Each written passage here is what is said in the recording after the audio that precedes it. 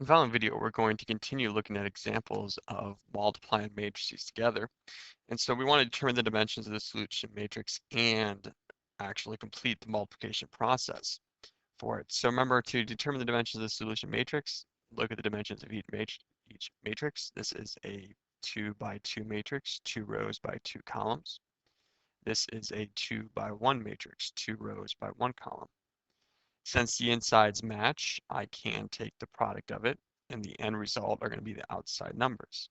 It's going to be a 2 by 1 matrix. And so that means you have 2 rows. So I'll draw a picture of what our answer should look like by 1 column. And so there's my 1 column. So when I get my final product, my final matrix, it should look like this. And that should be my guide on how to do the process. So remember, you take each row in the first matrix, and you're going to multiply it by the corresponding column, the positions, in the second matrix. So that means you're going to take the first number in the first row, multiply it by the first number in the first column. And so I get 4 times 7. Second number by second number, so plus -1 times 4.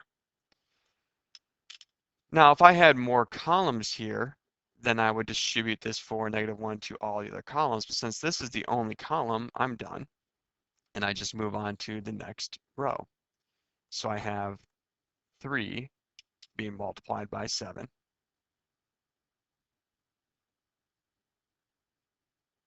plus 5 being multiplied by 4.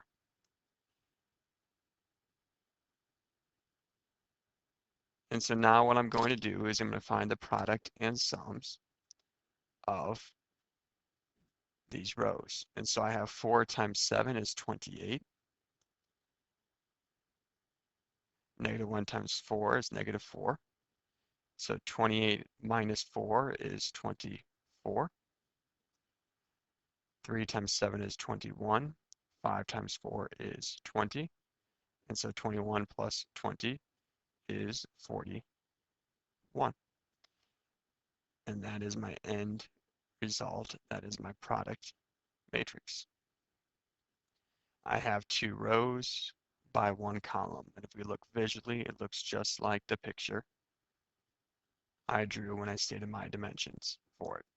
And so that is how you multiply matrices for it. If you want more examples, we have one more video on how to multiply matrices together.